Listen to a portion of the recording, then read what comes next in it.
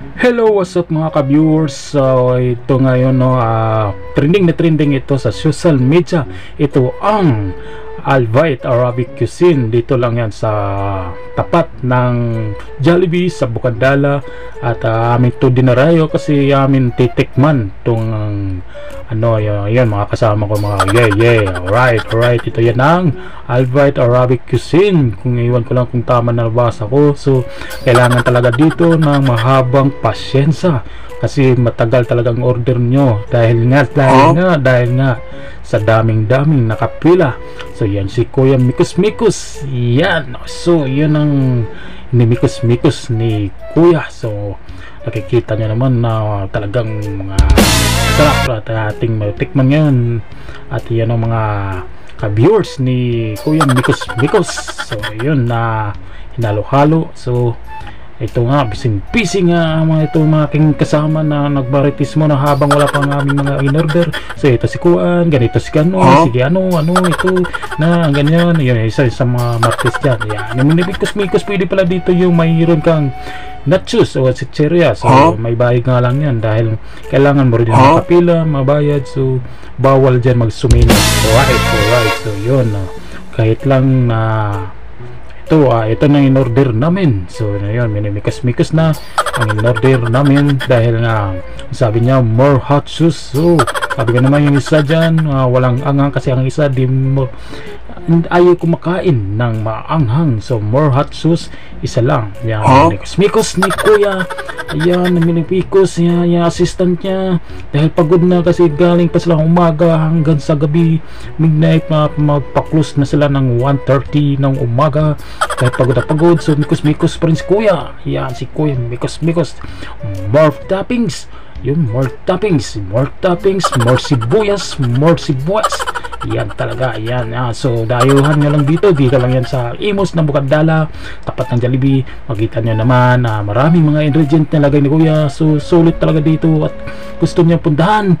So gusto nyo talaga makatikim ng Arabic cuisine, punta na lang kayo dito sa Bukandala ng tapat ng Jollibee at makikita nyo naman pag maraming tao. At yun na ang Alvite Arabic Cuisine ni Kuya Mikus na pinaka trending ito sa social media.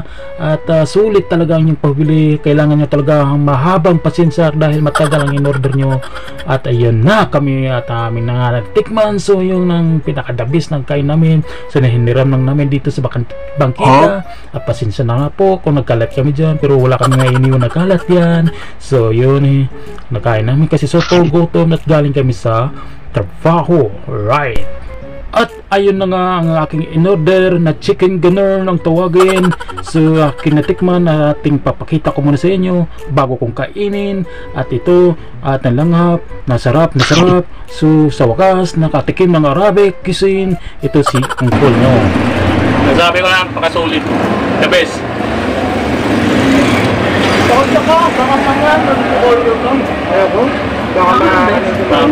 Sarap. Masarap. Panghang na masarap.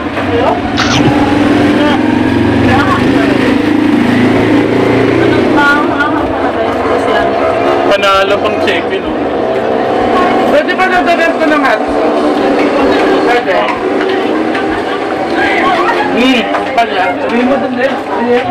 Ganito pa lang lasa ng Arabic.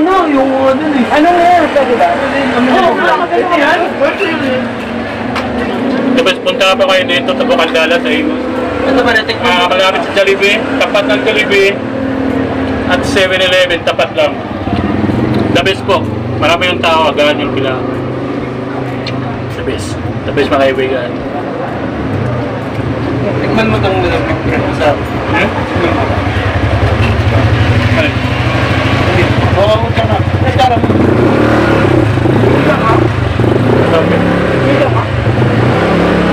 Hindi yung shawarma yan. Hindi ko na rin. Shawarma yan. At ayun na nga ng aking natikman. Wala akong masabi kung anong pangalan ko, kung nasan na ba ako. Ay nandito pala ako sa Pinas. So more hot sauce, more toppings, more delicious. Sa super sarap, sa galing ni Kuya Mikus.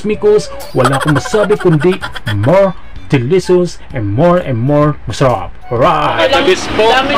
So, ubos na ubos. So, parang ang hangalan yung sauce nila. Pagtusok ko nakakaumay talaga. Okay, alright? Okay ba kayo dyan? Paglusan nyo na, uwi na tayo. Okay. Ano lang, marami lang sila ng ingredient. Yung cucumber, ang dami. Ang sulit din yung manok nila. The best. First time ko lang kumain ng Arabic. Parang nasa Arabic ka na rin sa Pakistan. Alright. 200 pesos. Yun, buto na lang. Okay. So, kanina yung video natin. Salamat sa mga followers. Bye.